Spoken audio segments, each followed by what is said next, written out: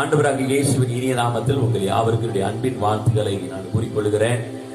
கர்த்தருடைய நாமம் மகிமைப்படுவதாக. பிரியமானவர்களே, விசேஷமாய் இந்த 5வது நாள் ஜெபத்திலே ஆமென், இந்த காணொளி மூலமாக உங்கள் யாவரையும் சந்திப்பதிலே நான் மிகுந்த மகிழ்ச்சி அடைகிறேன்.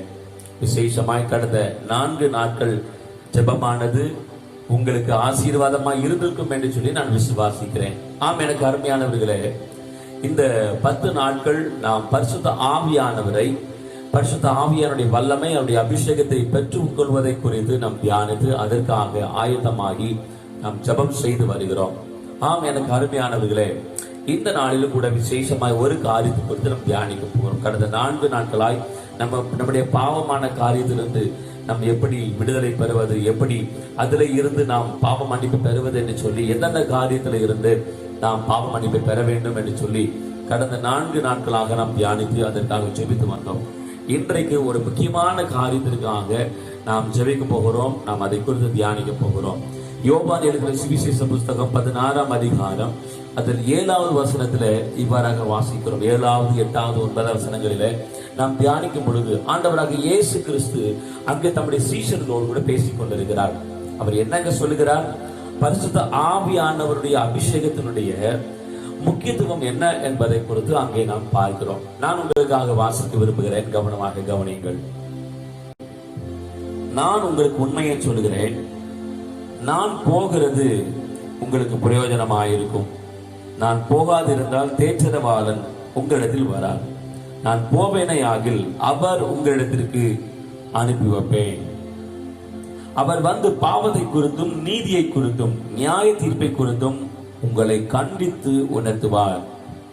அவர்கள் என்னை விசுவாசியாதபடியால் பாவத்தை குறித்தும், நீங்கள் இனி என்னை காணாதபடிக்கு நான் என் பிதாவினிடத்துக்கு போகிறபடினால் நீதியை குறித்தும், இந்த உலகத்தின் அதிபதி நியாய தீர்க்கப்பட்டதினால் நியாய தீர்ப்பை குறித்தும் கண்டித்து உணர்த்துவார். எனக்கு அருமையானவர்களே, ஆண்டவராக இயேசு கிறிஸ்து பரிசுத்த ஆவியானுடைய முக்கியத்துவத்தை கொடுத்து அங்கே அவர் தெளிவாக சொல்லுகிறார். இன்றைய நாட்களில் அநேக கிறிஸ்தவர்களுக்கு பரிசுத்த ஆவியானவருடைய முக்கியத்துவமே தெரியாமல் இருக்கிறது. அநேகர் நினைத்துக் கொண்டிருக்கிறார்கள் பரிசுத்த ஆவியானவர் என்று சொன்னாலே பெந்தைக்கோஸ்தே கிறிஸ்தவர்களுக்கு உரியது என்று சொல்லி. பிரியமானவர்களை நன்றாக கவனிக்க வேண்டும். பரிசுத்த ஆவியானவருடைய முக்கியத்துவத்தை குறித்து நாம் அறிந்து கொண்டால் மாத்திரமே அதை குறித்து நாம் வாஞ்சிக்க முடியும். அந்த அபிஷேகத்தை பெற்றுக் கொள்வதற்காக நாம் ஜெபமும் செய்வோம். இங்கே ஆண்டவராக இயேசு கிறிஸ்து தம்முடைய சீஷர்களோடு பேசும் பொழுது அவர் என்ன சொல்கிறார்?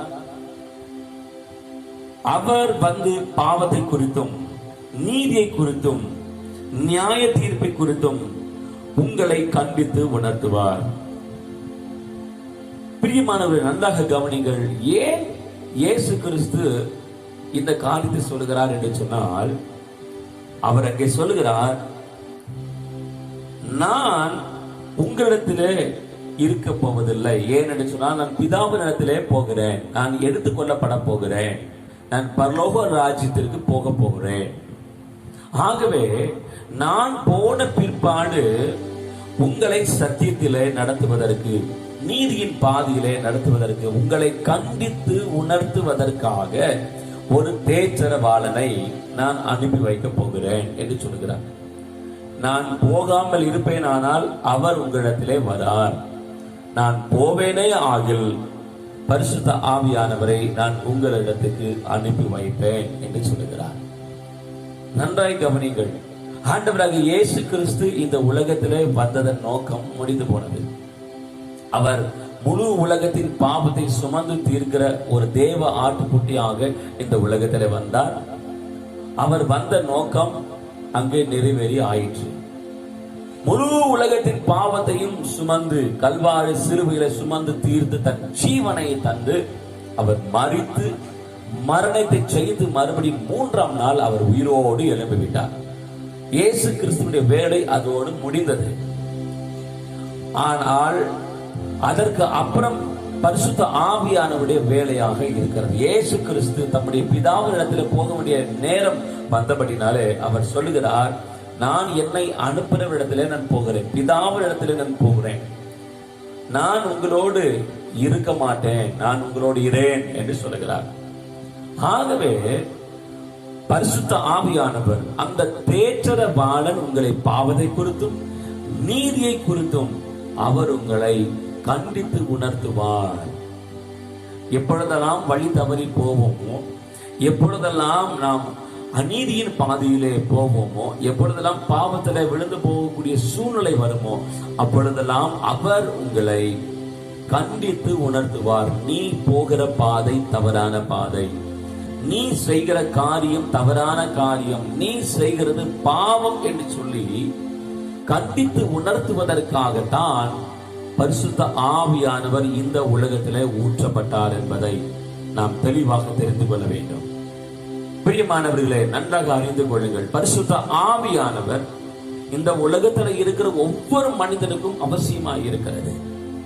இன்றைக்கு அநேக கிறிஸ்தவர்கள் ஏன் அவர்கள் கிறிஸ்தவர்கள் என்கிற பெயரை வைத்துக் கொண்டும் பாவம் செய்கிறார்கள்? இன்றைக்கு அநேக நேரங்களிலே நாம் செய்திகளிலே பார்க்கும் பொழுது, செய்தித்தாள்களிலே வாசிக்கும் பொழுது, எத்தனையோ கிறிஸ்தவர்கள் கொலை செய்து விட்டார்கள், ஆமென், திருடி விட்டார்கள் என்று சொல்லி செய்தித்தாள்களிலே செய்திகளிலே நாம் வாசிக்கிறோம், கேட்கிறோம்.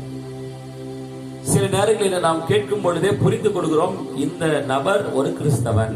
ஏனென்று சொல்ல அவர் பெயரை வைத்தே புரிந்து கொள்கிறோம், இவர் ஒரு கிறிஸ்தவ குடும்பத்தை சேர்ந்தவர். உடனே நாம் என்ன செய்கிறோம்? உடனே நியாயம் தீர்க்கிறோம். பாரு, கிறிஸ்தவனா இருந்துகிட்டு இப்படி எல்லாம் செய்யறாங்களே, கிறிஸ்தவங்க எப்படி வாழணும், கிறிஸ்தவங்க தான் பேரை கெடுக்கிறாங்க அப்படின்னு சொல்லி உடனே சொல்றோம். காரணம் என்ன தெரியுமா உங்களுக்கு? அவங்க வாழ்க்கையிலே பரிசுத்த ஆவியானவர் இல்லாத காரணத்தினால அவர்களை கண்டித்து உணர்த்துவதற்கு அங்கே ஒன்றுமே இல்லை. பரிசுத்த ஆவியானவர் நம்முடைய வாழ்க்கையில் இருப்பாரானால் அவர் உங்களை கண்டித்து உணர்த்துவார். நீ செய்கிறது பாவம், நீ செய்கிறது தவறு என்று சொல்லி பரிசுத்த ஆவியானவர் கண்டித்து உணர்த்துவார். இது அநீதியான காரியத்தை நீ செய்கிறாய் என்று சொல்லி பரிசுத்த ஆவியானவர் கண்டித்து உணர்த்துவார். அநேகருடைய வாழ்க்கையில, அநேக கிறிஸ்தவர்களுடைய வாழ்க்கையில பரிசுத்த ஆவியானவர் இல்லாத காரணத்தினாலே, அவருடைய அபிஷேகம் இல்லாத காரணத்தினாலே கிறிஸ்தவன் என்கிற பெயரை வைத்துக் கொண்டு பாவம் செய்கிறார்கள். உலக பிரகாரமாய் இருக்கிற பிறர் போல, உலக பிரகாரமாய் வாழ்கிற பிற மதத்தை போல கிறிஸ்தவர்களும் பாவம் செய்கிறவர்களாக இருக்கிறார்கள். ஆண்டுடைய நாமம் இந்த உலகத்தில் தூசிக்கப்பட்டுக் கொண்டிருக்கிறது. பிரியமானவர்களே, இந்த சத்தத்தை கேட்டுக் கொண்டிருக்கிற உங்களுடைய வாழ்க்கையில, என்னுடைய வாழ்க்கையில பரிசுத்த ஆவியானவர் இல்லை என்று சொன்னால் நாம் பாவத்திலேயே விழுந்து கிடப்போம். நாம் நீதியின் பாதையிலே நாம் செல்ல மாட்டோம். நாம் நம்முடைய வாழ்க்கையிலே பாவ உணர்வு என்ற ஒன்று வராமலே போய்விடும். நம்முடைய வாழ்க்கையிலே நம்மை சரியாய் நேர்த்தியாய் நடத்துவதற்கு பரிசுத்த ஆவியானவர் மிகவும் அவசியமாய் இருக்கிறார்.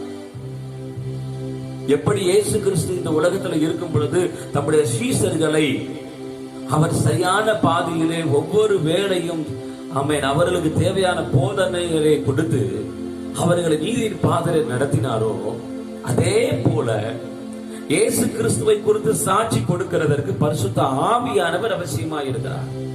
இயேசு கிறிஸ்து இந்த உலகத்திலே வந்த பொழுது அவர் தம்முடைய பிதாவை குறித்து அவர் சாட்சி கொடுத்தார். பரிசுத்த ஆவியானவர் யாரை குறித்து சாட்சி கொடுக்கிறார்? குமாரனாகிய இயேசு கிறிஸ்துவை குறித்து பரிசுத்த ஆவியானவர் அவர் சாட்சி கொடுக்கிறார். இயேசு கிறிஸ்துவுக்காக ஒரு சாட்சியுள்ள வாழ்க்கை வாழ்வதற்கு பரிசுத்த ஆவியானவர் தான் நமக்கு உதவி செய்கிறவராயிருக்கிறார். ஆக சற்று யோசித்து பாருங்கள், பரிசுத்த ஆவியானவர் நமக்கு எந்த அளவுக்கு அவசியம் என்று சொல்லி, பரிசுத்த ஆவியோட அபிஷேகம் எந்த அளவுக்கு முக்கியம் என்று சொல்லி சற்று யோசித்து பாருங்கள். பிரியமானவர்களே, நம்முடைய வாழ்க்கையில பரிசுத்த ஆவியானவர் இருந்தால் மாத்திரமே நாம் கடவுளுக்கு பயப்படுகிற ஒரு பிள்ளைகளாய் நம்ம இந்த உலகத்திலே வாழ்வோம். பரிசுத்த ஆவியோட அபிஷேகமும் அவருடைய வல்லமையும் நம்மிடத்துல இருந்தால் மாத்திரமே ஆண்டவராக இயேசு கிறிஸ்துவுக்காக ஒரு பரிசுத்த வாழ்வை வாழ்வோம். பரிசுத்தமாய் வாழ்ந்தால் மாத்திரமே பரலோக ராஜ்யம் போக முடியும். கிறிஸ்தவன் என்கிற பெயரை வைத்துக் கொள்வதனால் பரலோகம் போக முடியாது, அல்லது கிறிஸ்தவ குடும்பத்தில் பிறந்திருக்கிறதுனாலே பரலோகம் போக முடியாது. உங்கள் தாயோ அல்லது தகப்பனோ, உங்கள் பிள்ளைகளோ அல்லது உங்கள் சகோதரனோ சகோதரியோ இயேசு கிறிஸ்துவை வணங்குகிறதுனால, பின்பற்றுகிறதுனால நீங்கள் பரலோகம் போக முடியாது. அல்லது நீங்கள் ஏதோ ஒரு பெரிய திருச்சபையில நீங்கள் ஒரு அங்கத்தினராக இருக்கிறதுனாலே பரலோகம் போக முடியாது. உங்க வாழ்க்கையிலே பரிசுத்த ஆவியானவர் இருப்பாரானால், நீங்கள் பரிசுத்தமாய் வாழ்வீர்களானால், அந்த பரிசுத்த ஆவியானவருடைய அபிஷேகத்தை பெற்றுக்கொண்டு அவருடைய வழி நடத்துதலின்படி நீங்கள் வாழ்வீர்களானால் மாத்திரமே பரலோகம் போக முடியும்.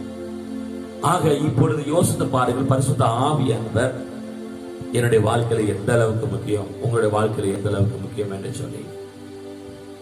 பிரியமானவர்களே, அவருடைய சீஷர்கள் கலங்கி போயிருக்கிறார்கள். ஏனென்று சொன்னால், இயேசு கிறிஸ்து சொல்லுகிறார், நான் எடுத்துக்கொள்ளப்பட போகிறேன், நான் என்னை அனுப்பினவரிடத்திலே நான் போக போகிறேன். எனக்கு அருமையான தேவ ஜனமே, இந்த வேளையில நான் உங்களுக்கு ஒன்றை சொல்ல விரும்புகிறேன். பரிசுத்த ஆவியானவர் உங்களோடு இருப்பாரானால் நீங்கள் எதை குறித்தும் கலங்க மாட்டீர்கள். ஏனென்று சொன்னால், சீஷர்கள் பரிசுத்த ஆவியானவருடைய அபிஷேகத்தை பெறுவதற்கு முன்பதாக அவர்கள் கலங்குகிறார்கள். ஒருவேளை நான் மறுபடியும் விட்டு வந்த வேலைக்கு நேராக போக வேண்டுமோ, ஒருவேளை நான் மறுபடியும் பழைய வேலையை செய்வதற்காக திரும்பி போக வேண்டிய சூழ்நிலை வந்துவிடுமோ, நான் என்ன செய்வேன், என யார் இப்படி சத்தியத்தின் பாதையில நடத்துவார்? இயேசு கிறிஸ்து போய்விட்டார் என்று சொன்னால் என்னை யார் சரியான பாதையில நடத்துவார் என்று சொல்லி. ஆனால் பரிசுத்த ஆவியானுடைய அபிஷேகத்தை பெற்றுக்கொண்ட பிற்பாடு அப்போஸ்தலருடைய வாழ்க்கையில பார்க்கும் பொழுது, இயேசு கிறிஸ்துடைய சீஷருடைய வாழ்க்கையில பார்க்கும் பொழுது, அவர்கள் அவருக்காக பிரகாசித்தார்கள். அவர்கள் பிரகாசித்தார்கள். கர்த்தருக்காக ஒரு சாட்சியுள்ள வாழ்க்கை வாழ்ந்ததை நாம் வேதத்தில் வாசிக்கிறோம். இன்றைக்கு நான் உங்களுக்கு ஒன்றை சொல்ல விரும்புகிறேன். நீங்கள் அந்த பரிசுத்த ஆவியானுடைய முக்கியத்துவத்தை நீங்கள் அறிந்து கொண்டு நீங்கள் அவரை பெற்றுக் கொள்வதற்காக நீங்கள் வாஞ்சிப்பீர்களானால், நிச்சயம் உங்க வாழ்க்கையில 10 நாட்கள் அல்ல, இன்றைக்கே நீங்கள் அவருடைய வல்லமையை அபிஷேகத்தை நீங்கள் பெற்றுக் கொள்வீர்கள். என்னோடு கூட சேர்ந்து கண்களை மூடி ஜெபிக்கலாமா? ஹல்லேலூயா. எல்லாரும் கண்களை மூடிக்கொள்ளுங்கள். பரிசுத்த ஆவியானவர் என்பது பெந்தைக்கோஸ்தேக்காரர்களுக்காக கொடுக்கப்பட்டது அல்ல, தெளிவாக புரிந்து கொள்ள வேண்டும். பரிசுத்த ஆவியானவர் பெந்தைக்கோஸ்தேக்காரர்களுக்காக கொடுக்கப்பட்டவர் அல்ல.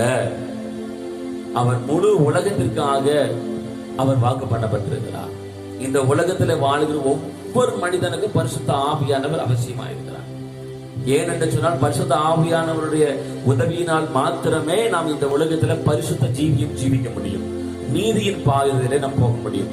பாவத்திலிருந்து வழி விலகி நிற்க முடியும். தெளிவாய் தெரிந்து கொள்ளுங்கள். பரிசுத்த ஆவியானவர் இல்லாத பட்சத்திலே நாம் நீதியின் பாதையிலே போக முடியாது. ஒருவேளை நீங்கள் கிறிஸ்தவர்களாக இருந்தாலுமே, நீங்கள் வேலை செய்கிற இடத்துல நீங்கள் ஊழல் செய்கிறவர்களாகவோ, குற்றம் செய்கிறவர்களாகவோ, பாவம் செய்கிறவர்களாகவோ மாத்திரம்தான் நீங்கள் இருப்பீர்கள். ஆனால் நீங்கள் பரிசுத்த ஆவியானவருடைய அபிஷேகத்தை பெற்றுக் கொள்வீர்களானால், நீங்கள் செய்கிற வேலை ஒரு அற்பமான வேலையாக, ஒரு சின்ன வேலையாக கூட இருந்தால் கூட நீங்கள் அந்த இடத்துல உண்மையாய் ஜீவிப்பீர்கள். கர்த்தர் உங்களை ஆசீர்வதிப்பார். எல்லாரும் கண்களை மூடி ஜெபிக்கலாம் ஆண்டவர் சமூகத்தில். ஆமென். ஹல்லேலூயா. இந்த வேளையில ஆண்டவர் சமூகத்தில் நம்ம சொல்லி ஜெபம் பண்ண போறோம். ஆண்டவரே, இன்றைக்கு நான் பரிசுத்த ஆவியானுடைய முக்கியத்துவத்தை அறிந்து கொண்டேன் ஐயா. எனக்கு நீங்க உதவி செய்யுங்கப்பா. இதை அறியாமல் தான் எத்தனையோ முறை நான் பாவம் செய்திருக்கிறேன். இதை அறியாமல் தான் எத்தனையோ முறை ஆண்டவரே நான் பாவத்திலேயே விழுந்து கிடந்திருக்கிறேன். இதை அறியாமல் தான் ஆண்டவரே நான் எத்தனையோ முறை உலகத்துக்கு நேராக நான் ஓடிக்கொண்டே இருந்திருக்கிறேன் அப்பா. ஆண்டவரே, இன்றைக்கு நான் பரிசுத்த ஆவியானவருடைய அந்த முக்கியத்துவத்தை அறிந்து கொள்வதற்கு நீர் எனக்கு பாராட்டின கிருபைக்காக உமக்கு நன்றின்னு சொல்லுங்க. எல்லாரும் நன்றின்னு சொல்லுங்க. எத்தனையோ பேர் இன்னைக்கு குடி பழக்கத்தில் அவர்கள் அடிமையா இருக்கிறார்கள். கிறிஸ்தவர்களை குறித்து நான் பேசுகிறேன். எத்தனையோ கிறிஸ்தவர்கள் தங்கள் வாழ்க்கையில குடிக்கு அவர்கள் அடிமையா இருக்கிறார்கள், போதைக்கு அடிமையா இருக்கிறார்கள். எத்தனையோ வாலிபர்கள், அவர்கள் பெற்றோர்கள் இயேசுவை ஆராதிக்கிறவர்களாக, சபைக்கு போகிறவர்களாக இருக்கிறார்கள். ஆனால் அவர்கள் பிள்ளைகளோ பரிசுத்த வாழ்க்கை வாழவில்லை. அவர்களுடைய வாழ்க்கை மிகவும் மோசமான வாழ்க்கையாக இருக்கிறது. எத்தனையோ கிறிஸ்தவ குடும்பத்தில் சிறு பிள்ளையில இருந்து, அவர்கள் பிறப்பில இருந்தே கிறிஸ்தவ குடும்பத்தில் பிறந்து வளர்ந்தவர்கள், ஆனால் பாவத்திற்கு அடிமையாக இருக்கிறார்கள், குடி பழக்கத்துக்கு அடிமையாக இருக்கிறார்கள், போதை பழக்கத்துக்கு அடிமையாக இருக்கிறார்கள். சிலர் திருடுகிறவர்களாக இருக்கிறார்கள், சிலர் பொய் சொல்லுகிறவர்களாக இருக்கிறார்கள், சிலர் சண்டை போடுகிறவர்களாக இருக்கிறார்கள், சிலர் தேவனுடைய நாமத்தை தூஷிக்கிறவர்களாக இருக்கிறார்கள். சிலர் பணாசை உள்ளவர்களாக இருக்கிறார்கள். சிலர் பொருளாசை உள்ளவர்களாக, சிலர் பதவியாசை உள்ளவர்களாக இந்த உலகத்தில் இருக்கிறார்கள். பிரியமானவர்களே, பரிசுத்த ஆவியானவர் மாத்திரம் நம்முடைய வாழ்க்கையில் இல்லைன்னு சொன்னார், நம்முடைய வாழ்க்கையும் அப்படிதான் இருக்கும். ஒருவேளை உங்களில் எத்தனை பேர் இப்படிப்பட்ட வாழ்க்கை வாழ்கிறீர்கள் என்று சொல்லி நான் அறியேன். ஆனால் ஒன்றை ஒன்று உங்களுக்கு நான் சொல்ல விரும்புகிறேன். பரிசுத்த ஆவியானவர் உங்கள் வாழ்க்கையில் வருவார் என்றால் உங்கள் வாழ்க்கை முழுவதும் மாறிவிடும். பரிசுத்த ஆவியானவர் உங்களிடத்தில் இருப்பார், ஆனால் உங்கள் வாழ்க்கை முற்றிலும் மாறிவிடும். எத்தனையோ கிறிஸ்தவர்கள் இன்னைக்கு கடவுளே இல்லை என்று சொல்லிக் கொண்டிருக்கிறார்கள்.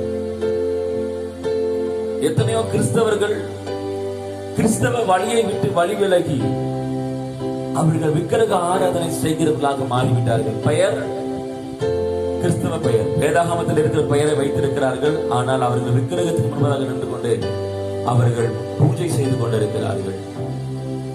காரணம் என்ன? காரணம் என்ன? பரிசுத்த ஆவியானவர் அவர்களிடத்தில் இல்லை.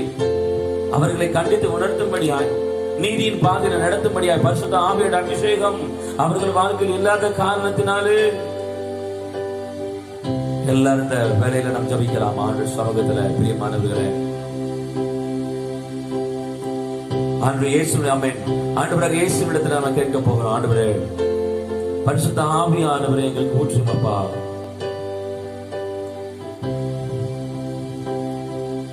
பரிசுத்த ஆவியை ஊற்றிடுமே, பரலோக வல்லமையை பொழிந்திடுமே, ஆவியின் அபிஷேகம் ஈந்திடுமே, ரட்சிப்பை இரட்டிப்பாய் தந்திடுமே. சேர்ந்து பாடுங்க. பரிசுத்த ஆவியை ஊற்றிடுமே, பரலோக வல்லமையை தந்திடுமே, ஆவியின் அபிஷேகம் ஈந்திடுமே, ரட்சிப்பை இரட்டிப்பாய் தந்திடுமே. ஆவியே ஆவியே ஆவியே நிரப்பிடுமே. சொல்லுங்களேன். ஆவியே ஆவியே ஆவியே நிரப்பிடுமே. பரிசுத்த ஆவியை ஊற்றிடுமே, பரலோக வல்லமையை பொழிந்திடுமே, ஆவியின் அபிஷேகம் ஈந்திடுமே, ரட்சிப்பை இரட்டிப்பாய் தந்திடுமே. ஆவியே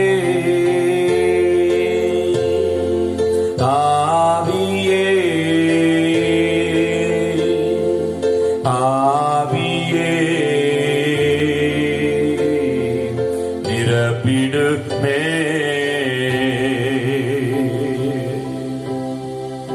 ஆமாண்டவரே, அப்பா, இந்த வேளையில நாங்கள் ஜெபிக்கிற ராஜா இயேசுவே, அந்த பரிசுத்த ஆவியுடைய வல்லமை எங்களுக்கு ஊற்றிடும். ஆண்டவரே, பரிசுத்த ஆவியுடைய வல்லமை எங்களுக்கு ஊற்றிடும் ராஜா.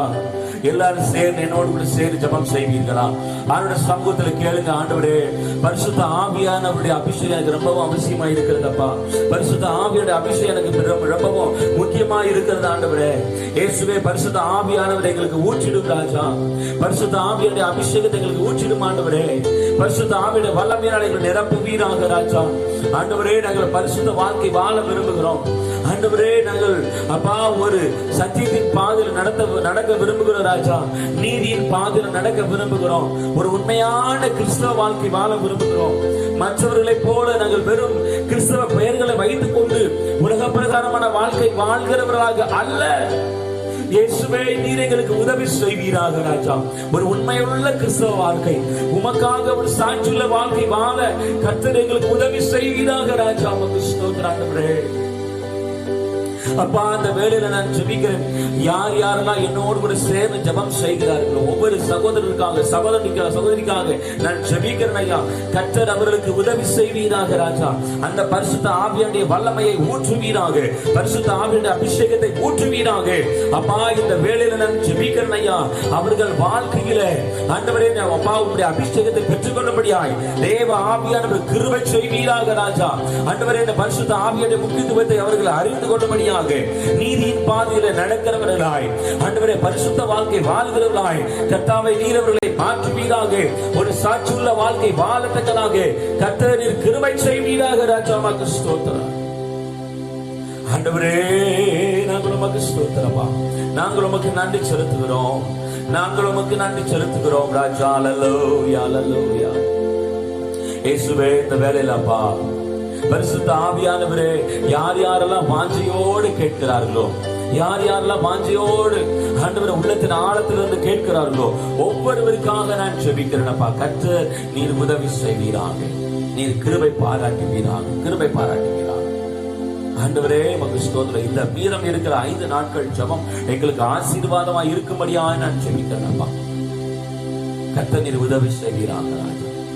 இயேசுவின் மூலமாக ஜெபிக்கிறேன் ஜீவனுள்ள நல்ல பிதாவே, ஆமென் ஆமென். பிரியமானவர்களே, கர்த்தர் உங்களை ஆசீர்வதிப்பாராக. விசேஷமாய் நீங்கள் தொடர்ந்து இன்றைக்கு உங்களுக்கு இருக்கிற மீதம் இருக்கிற நேரத்தில் நீங்கள் தயவு செய்து அமர்ந்திருந்து ஜெபம் செய்யுங்கள். நான் விசுவாசிக்கிறேன் இன்றைக்கு பரிசுத்த ஆவியானவருடைய முக்கியத்துவத்தை நீங்கள் அறிந்து கொண்டீர்கள் என்று சொல்லி.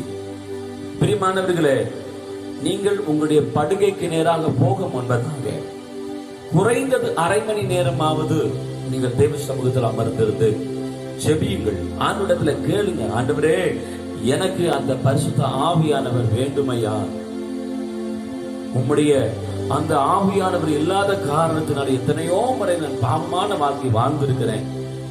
இன்றைக்கு நான் அவருடைய முக்கியத்துவத்தை அறிந்து கொண்டேன், எனக்கு பரிசுத்த ஆவியானவருடைய வல்லமையினால நிரப்பும் சொல்லி கேளுங்க. ஆண்டவருடைய சமூகத்துல சொல்லுங்க, ஆண்டவரே இதனால் வரையில பரிசுத்த ஆவியானவர் பெந்தைக்கோஸ்தைக்காரர்களுக்குரியது நான் நினைத்திருந்தேன், இன்றைக்கு நான் புரிந்து கொண்டேன் பரிசுத்த ஆவியானவர் இந்த உலகத்திலே வாழ்ந்த ஒவ்வொரு மனிதனுக்கும் அவசியமானவர் என்று சொல்லி என் வாழ்க்கையில அவருடைய வல்லமை அபிஷேகம் வேணும்னு சொல்லி நீங்க ஜெபிப்பீர்களானால் நிச்சயம் தேவன் உங்களை தம்முடைய வல்லமையினாலே அபிஷேகத்தினாலே நிரப்புவதற்கு போதுமானவராக இருக்கிறார். கர்த்தர் உங்களை ஆசீர்வதிப்பாராக. மீண்டும் நாம் நாளை சந்திப்போம். ஆமென்.